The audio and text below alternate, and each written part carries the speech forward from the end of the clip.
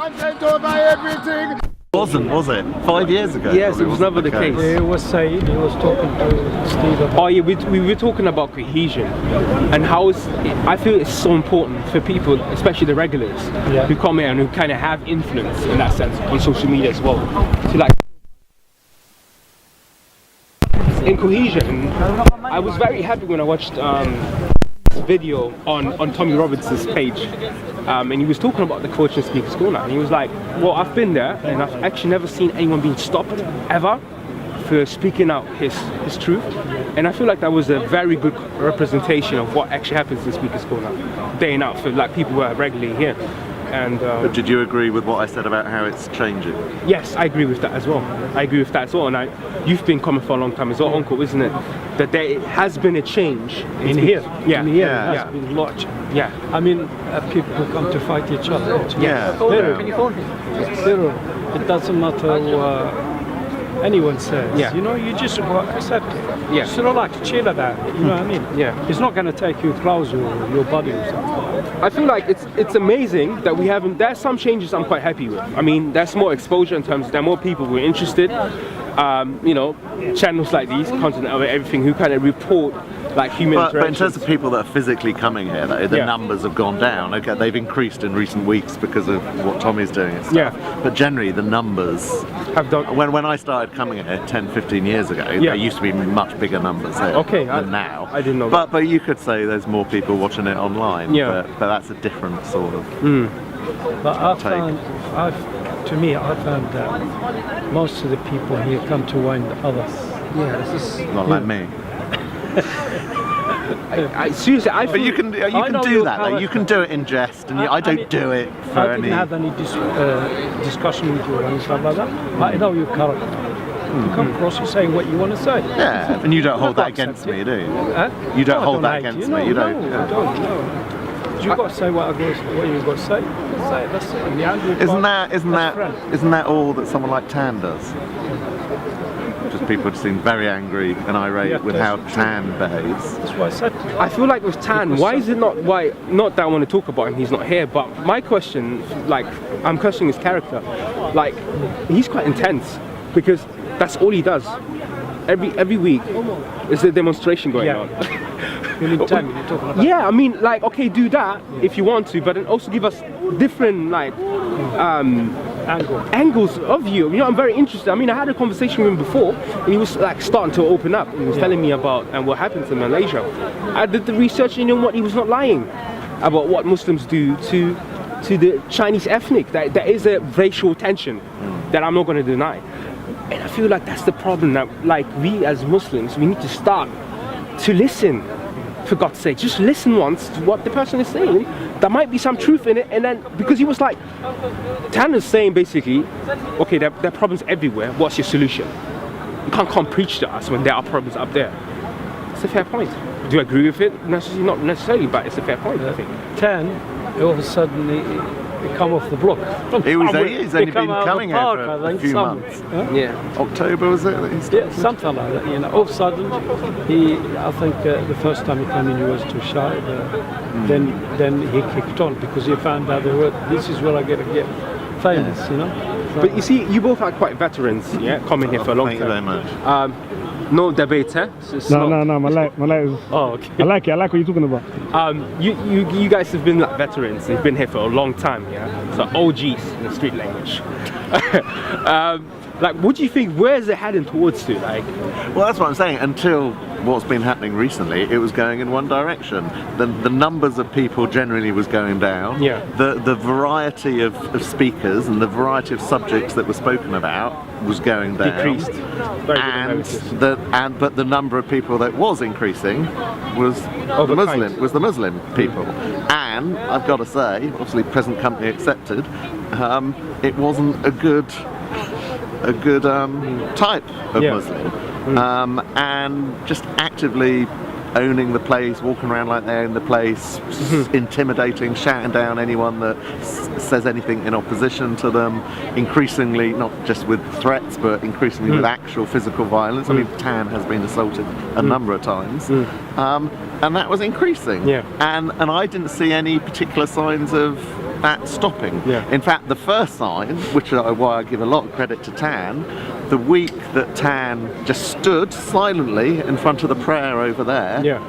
that was the start of the police doing anything. Because the number of Muslim prayers, people praying and laying out mats permanently all during the day and setting up tables and stuff, that was getting bigger and bigger and bigger, and it was encroaching on Speaker's Corner. And quite frankly, I predicted there'd be gazebos, there'd be tents next. It would get bigger and bigger and bigger. Yeah. Tan stopped that, in my view, because the week after, the police stepped in and the police cordoned off the area that had become the permanent prayer base. They cordoned it off and they told the Muslim, you go and pray down there, you don't do it here. And I think that was that was a good move. And then secondly, what Tommy Robinson has done, he's put the spotlight on Speaker's Corner. Yeah. The numbers are increasing. People, British people in London, they're remembering Speaker's Corner. Yes. Oh yeah, I've heard about that. Yeah. I want to go and check it out. He's put the spotlight on it. It's on people's agenda more now. Yeah. And even today, a few weeks after he was here, the numbers of people here were more. There was Yeah. more diversity of Diversity. people. Yeah. And that's what makes Speaker's Corner. You can't, whatever the subject is, whether it was Islam or something else, if you just have increasingly one group of people Yes. that are just talking Stale. their stuff, it becomes stale, it becomes boring, and it will die out. So it needed a bit of invigoration, and I think, like him or not, Tommy Robinson has helped reinvigorate Yeah. Speaker's Corner. Now, clearly a lot of people hate his guts and spew a whole load of absolute nonsense, in my view, about Yeah. the guy. But as I say, like him or lump him, like him or not, he has put the spotlight on Speaker's Yeah. Corner, and I think that is generally for the good. There's a bit of a tense atmosphere here, but Yeah. generally it's Can I ask you, what's his aim? What's his aim? What? his show that group of- his stated aim Section- is for free speech, is to ensure that the privilege of free speech that we enjoy in this country is not blighted, is not diminished, is not reduced. Yeah. And the fact that Speaker's Corner, which is seen as the bastion of that, is genuinely a place of free speech where you Okay. can come and say anything of any nature. That is his mission. So you see, then I made a point of ignorance, because I was in a video before talking to Respect and Mohammed Hijab, and my understanding was that he was using the precept of freedom of speech really just to, it's like use it. It's just like it was just one box or one Using stone. it for what purpose? For Yeah, what? just to further his whatever that, just to propagate. Like, it's like, for me, it seemed like he was creating problems. Creating problems, like, because I thought you come to Speaker's Corner to speak about freedom of speech, when Speaker's Corner, like you said, is the bastion of freedom of speech. But then I fully misunderstood what. I mean, the misunderstood, so I need to apologise for that. precise catalyst of him coming in here was an Austrian guy, Martin Sellner, Yeah. due to be coming here, Yeah. due to be standing on a ladder, Yeah. due to be given a speech. That guy was detained. I think he flew into Luton Airport, Yeah. was put in a detention centre in Colebrook, Yes. and was then sent back to Austria Yeah. when he was due to give a speech. But did you know that Martin Sellner also, because after that, obviously, because I was raised in Germany, so I speak fluently German. I watched the interview in German, Martin Sellner in Berlin, and then the woman who's interviewing her, she was saying that he is actually classified, his group, is the identity. Generation identity. Yeah, exactly. They are classified as they're being investigated by the German secret services, right? So maybe it has to do with that. Yeah, but believe him or not believe him, Yeah. his point was it doesn't matter what Martin Sellner was due to say. It doesn't Yeah. matter what Martin Sellner stands for. I'm going to read his speech. Yeah. I mean, what was his line? You can ban the speaker, but you won't ban the speech. Yeah. So he did say, again, believe him or not, Yeah. it could have been the Communist Manifesto. It could have been Mein Yeah. Kampf. It doesn't matter what the subject was. In fact, he even said he hadn't even read the speech until Yeah. just before. Yeah. His point was this man has been denied coming to Speaker's Corner, and my point on that video, I'm not aware that any other individual throughout the history of Speaker's Corner has ever been denied the right to come here. That's the People point. have been arrested and people have been banned and people have been evicted from the corner for violence and for fights or whatever, but actually stopping someone someone even come here, even arrive here. I've never known that. I've never heard of that happening before. But I mean, Pamela Geller. So she was stopped coming into Britain, but she wasn't coming to Speaker's Corner. Yeah. So I'm just being specific about Speaker's Corner. I'm not aware that anyone's been stopped, prevented from coming to Speaker's Corner. And you know, people on the far left, people on the far right have come to Speaker's Corner over the years and spoken.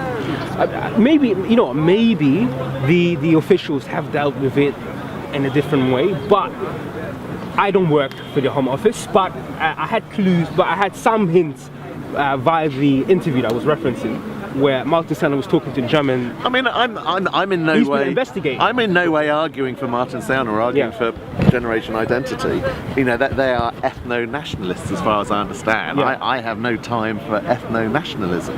I have time for patriotism. I have time for nationalism. Yeah. But I would never bring in ethnicity into that whatsoever. Yeah. So, and to be honest, the more I read about them, that does seem to be the core of their beliefs. So I'm not in agreement with them. But not letting them come here, that is wrong.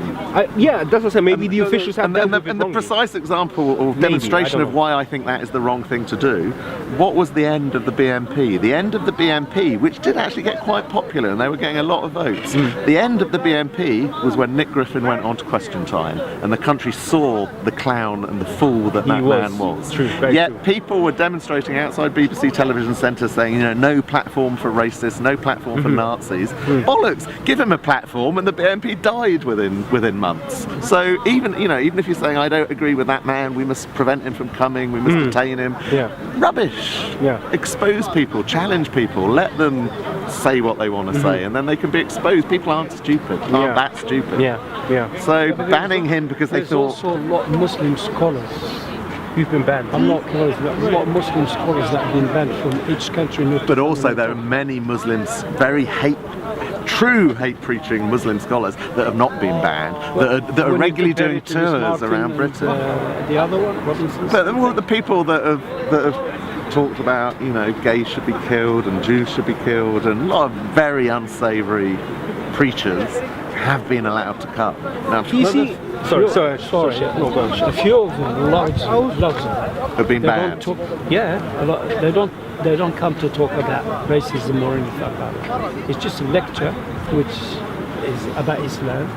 You know, Muslims like to listen to it. There's no hate in it or anything like that. But most of these people, the ones you use it, and you will use it as well, use it like that.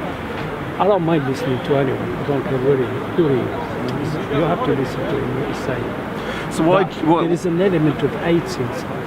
Why do you think Martin Sellner isn't as up? Why was he stopped from coming? I personally believe, because obviously I never heard of him before, up on what happened, and then I started researching into him and what he believes, and like I said, so that one interview gave me a cue. He is being investigated for whatever reasons.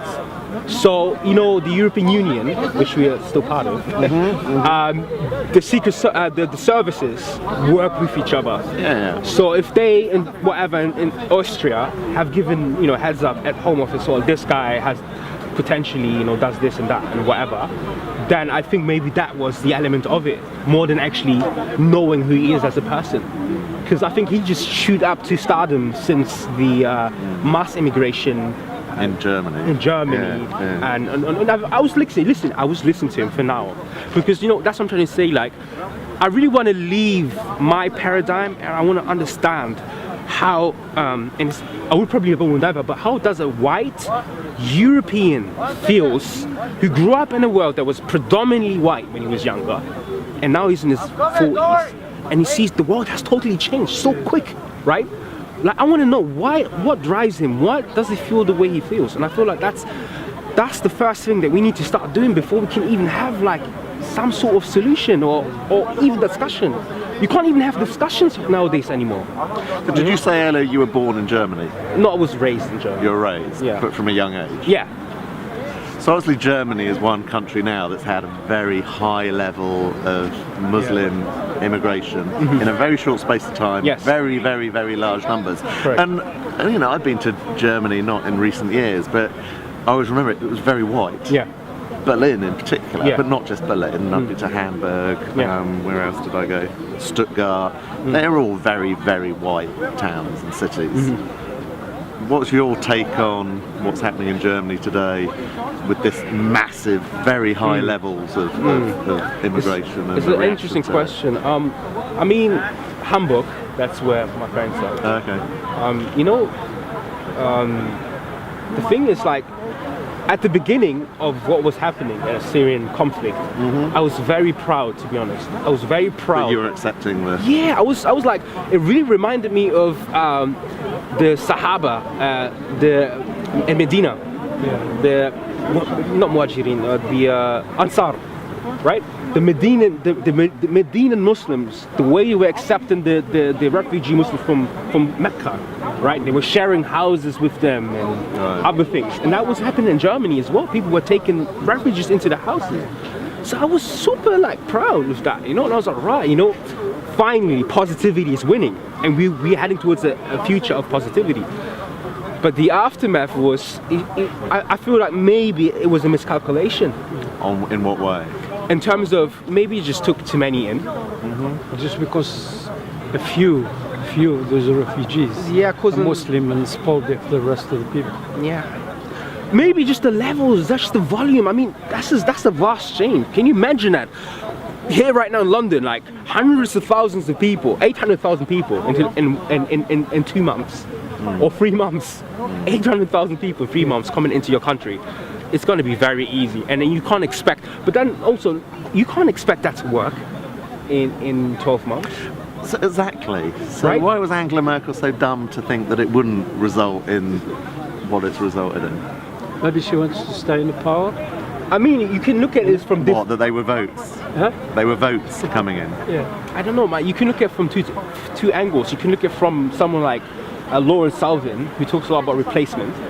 So does Martin Sellner. They talk a lot about replacement, and that it's like there's like a bigger intention behind it, which is replace the European race. But would you give any credence to that idea or that theory? Yeah, there's some truth to it. You I think believe. so? I believe my mom. She's currently still there, and she says that to me. Really? That it seems as if the German government is intentionally bringing in people because the birth rates aren't just matching. No, what about... So for the workforce, for the labour? Yes, for the- also. What about the works? Yeah, Carry all the... they're getting all the. carry all the... But again, I am right now in London. I live in London, so I know more about London than what happens in Germany. So I'm talking very mainstream here. But yeah, that's my view. But what's happening in Germany today could happen in London tomorrow, couldn't it? But you know what's funny? Whilst It's already happened. Well, but you know what's funny? Multicultural, Yeah, but you know what's funny, statistic-wise? When Germany took over 800,000 people in 2015, UK took barely 3,000. They said no. Officially, Yeah, legally. Yeah, we don't want more than that, right? So, yeah. So Okay, Steve, can I answering ask that. you a question now? You're looking at from one point of view, you know, so many refugees, you know, coming from Syria, Muslims. I'm not. No. I just want to ask you a question. It's your go, opinion, go. and that's Yeah, I'll ask yeah. both of you. You know, why did it happen in the first place? Well, that makes me a point that I was thought of when you were saying what you said. They're not all Syrian, are they? And another question I have actually. Yeah. They're all men. They're all men in their 20s, 30s. If they're fleeing war, where are the women? Where are the children? Of course there are some, Yeah. but it is self-evident. The numbers are men. They're young men. If you're fleeing, you don't leave your wife and family behind if you're fleeing war, because that's the narrative we're spun, that they're all Syrian or Yemenis or whatever, and they're all fleeing wars that we, the horrible West, have created. But they're not all Syrian. They're Albanian. They're Bangladeshis. You know, they're across the board, and they're all young men. But you can't. One thing we mustn't do is. I don't have the statistic on whether it's just male or male dominated. I don't know. And the other thing we mustn't do also is to neglect the fact that a lot of these immigrants come or went through Libya to Italy. Yeah, yeah. Right. There were many routes, but that's one of them. That's the main route. One of the very popular routes was through Libya, and we know what happened to Libya 3 years prior, right? They got rid of Libya. David Cameron was parading in Tripoli. Okay. But these aren't Libyans. There's not many Libyans. They're not Libyans, that are but coming you know out. when Gaddafi was in power, the amount of immigrants going through his country, Right. that doesn't happen. But then again, like I'm an immigrant myself. Do you understand? I'm an economic immigrant in that sense. You know, Well, and that's the point I was going to make. These people, they largely, in my view, they are economic migrants. But let's not pretend they're all fleeing wars. Okay, look, this is for the little knowledge I have, the demographic, ethnographic in Germany with the immigrants is, and in Hamburg, it's Libyans, Syrians, a lot of Syrians. You have Libyans as well. You got Eritrean, a lot of Eritreans came through. And then you have Albanians and Afghanis. So a lot of Afghanis came through as well. So, like I said, I think because we don't really have the numbers as such, I think it's just Yeah, you mean. yeah. Right now we don't have the numbers, so I feel like I will remain balanced with it. And I'm a child. I'm a product of that. You know, I'm a product of immigration. And my parents came to Europe because they wanted a better future for myself. So I understand that as well. But at the same time, I also understand the point of view of the ethnic community who are facing problems. My mom was talking. She was talking to me about how is the difficulty of finding flats and housing in Germany, in Hamburg right now. It's The caused a lot question of I've asked you about is, sorry. you said go on, you brother. just mentioned Cool, bro. Afghanis, Yeah. Iraqis, Cool, man. Syrians, Yeah. the people that were actually It's only working once a month, in still. Libya themselves, Yeah, and the yeah. people In last Sunday of every month. A lot of people came from Libya. Yeah, a lot of people. All these people ended up going. Yeah, that's how it started still, but man, calm down. Probably when the summer comes, you'll get back to that, you get me? But the reason why? Yeah. What's your question? Because their country got disturbed, So, didn't it? yeah, my battery's about to die. Albania Look, was also- it's flashing, No, man. no, I'm not talking about. You want to take all, you got to jump in. No, I'm talking about Afghanis, Iraqis. It's behind, man. So you're trying to demonstrate No, I the think narrative I've gone that through all they're of them, man. fleeing I'm not wars saying of the West. Syria was okay. I ain't even got my charger. I ain't got my charger. I need to, I might have another spare battery. I need to check, man. But I doubt it. I've gone for a lot today, man. Iraq is saying they destroyed. You That's see, what Are creates you the saying movement. before they were? No, I'm not criticizing anything. I'm just saying that's what has got disturbed. Right. yeah. He's got everything got disturbed. No, I don't even smoke. So moving. You know, I don't know where. Huh? Yeah. There's. No, I don't If he smoke was in nothing. there, You ain't never seen me smoke. he was in Afghanistan, he was in Syria, and Libya. No way, I don't smoke, man. You and your family somewhere safe. No, not on the tool, man. I ain't never smoked. Yeah, that's something that like no one can deny. A couple of the man there, my brother smokes, but still, he's over there, man. We I'll see see the him out. suffering, and we On have the camera. solidarity with people who flee from massacres and killings, you know, and my Syrian brothers and sisters. I fully agree with that, but it doesn't take away the issues that we have afterwards. There's still issues. I mean, a lot of people don't understand how governments fully functions, right? But that's governance needs. You take 800,000 people into your country. How do you like naturalize that? We have people who've been in this country for like 30 years, and we still have two societies living within one society, let alone having 800,000 people come. And like I said, considering Germany was so pretty Yeah. monocultural and mono. Yeah. Upsetting for the I mean- people's journey. Well, it's hardly surprising that the AfD have now become the official. All of a sudden, Yeah, I opposition. mean, I feel again. Don't you think that's? Don't you think? Looking limelight. Don't you think that is a reaction as well? Yeah, of course it is. It is a Yeah, reaction yeah. to what has happened. Yeah. And you know what? I mean, it has happened now, and you know, how are we going to carry this together now? I mean, that's why I don't agree with people like Martin Sellner or even Tommy Robinson to an extent, because okay, this is reality now. Like causing division and pointing fingers at people. You know, it's like, you know that I have a disease, right? You know that I have a disease, and you're pointing it out to me. But are you pointing it out to me because you care about my disease, or are you pointing it out to me because you care that I might affect you with my disease, or are you pointing it out to me because you're just frustrated? What are the intentions? I feel like we have to start questioning our intentions. Someone like Tom. Continuing with that example, if I'm shouting that you've got a disease, if the reason I'm shouting you've got that disease because I don't want to get infected by that disease, that's a reasonable standpoint. It's reasonable. It is reasonable. But the result and the effectiveness of you actually helping me to get rid of the disease so that you don't get affected by it decreases, because that's human nature. I will then go in defense. What do you mean? I'm not ill. Look at me. You know? And I feel like that's what a lot of these people are doing. It's like, if you really care about your country, if you really care about the issues. Okay, go ahead. And you're probably going to disagree with what I'm about to say, but maybe not. But so transferring that situation into reality. So if I'm a German person and I see all these immigrants coming in from North Africa or whatever, Muslim immigrants who have very, very different culture, very different perspective on how you treat women, how you behave, whatever those differences are, but they're very, very significant differences.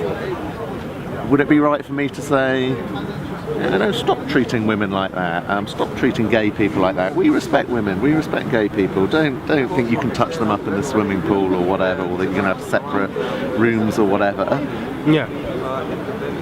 But I mean, speaking of reality, what do you do with that? You've got a massive number of people coming in who come from a very, very different cultural view, background, on some really key, significant aspects of how we live life. So how do you deal with that? Because either they integrate and change their behaviours to integrate into the society that's accepted them and house them, etc., etc., or what? I know my experience with kids is when a kid has a particular behavior, to get rid of that behavior, it takes a while. If you tell your kid, I would say it's easier with children, but we're not talking about children here. We're talking about grown adults. I'm talking about behavior, right? I'm talking about behavior and culture and every sort of such things. There aren't things that you can just switch off like from day one to two. And my point, the point I'm trying to make is that unfortunately that's not reality. That's not what happened. What happens usually is this: you have media, coming at the immigrants, the rape of Cologne. He sells the news. There's rapists in Cologne, and they did this. To me, it's not like you're not trying to solve the problem. Really, it's really like, how do you approach? In the design industry, that's this thing called problem solving. And you look at the situation. How do I solve this problem efficiently without friction? Why can't we just apply that too? But as long as that doesn't mean denial of the problem, brushing it under the carpet. I agree. That's what you cited Cologne. Frankfurt's another example. New Year's Eve on Frankfurt. That was probably about 3 years ago now. Was that reality? Was it just blown up? Is reality actually much more significant than the media has talked about? And what has been done to tackle it and deal with it? When I looked into the Cologne thing, me being able to speak German, I saw many different angles from it. Some people said it was blown out of proportion. Some people said, well, it did actually took place, and some people saying, well, it's just the media again doing what they do best. What I'm proposing to you as well is like, if we want to solve a problem, can we solve the problem by trying to establish some form of relationship